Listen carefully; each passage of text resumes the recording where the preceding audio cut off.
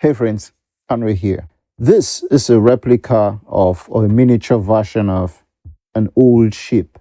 This is a booklet. Interesting color. But what do these two things have in common? Slavery.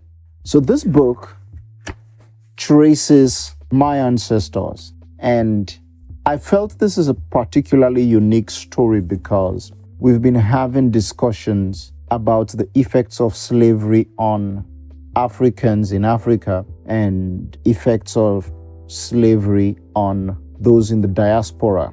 So African Americans, those in the Caribbean, and those in South America. And I remember one, I think it was a Jubilee video that was talking about some of these nuances. And also there are those who feel that the Africans who remained in Africa are a different stock from those who were sold into slavery or who were captured. But I want to showcase a bit of a nuance in this particular story, my family story. So I'll read the opening paragraph, part of the opening paragraph. This history of this particular family goes as far back as at the time of the abolition of slave trade in 1807. The patriarch of this family was amongst liberated Africans from Nigeria who were captured whilst being transported to the Western world to be sold as slaves and returned to Freetown. My ancestor was already a victim of slave trade, was captured in Nigeria. But on the high seas, while they were being transported to the Western world, we do not know whether it was going to be in the North or in the South of America. As at that time, Lord Mansfield had abolished slave trade. The British had abolished slave trade. And the British Navy were patrolling the high seas.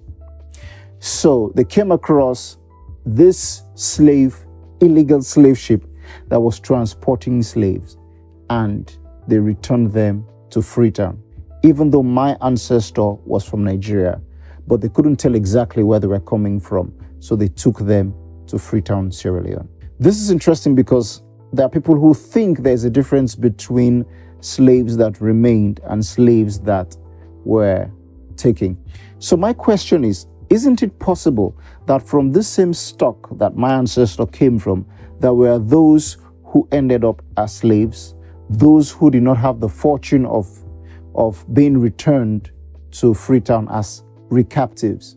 One of the things I'm displeased with is the idea or the assumption that slave trade had little effect on Africans in Africa.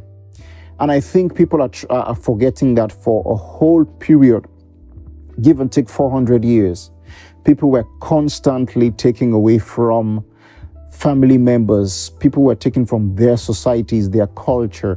So these cultures did not have room to breathe, to develop as other cultures did.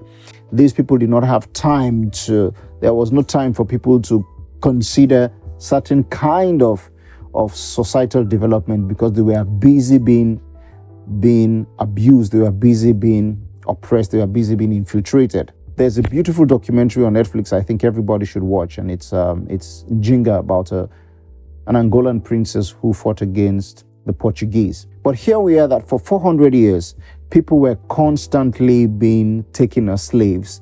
People who were supposed to develop their societies, develop their communities, develop their thoughts. Not just the human resources that was being displaced, but their culture were upended. Their resources were extracted also. So yes, as far as people think there is little or no effect, until this day, the concept colonialism was just sort of like the after effect or like a lesser phase of slavery.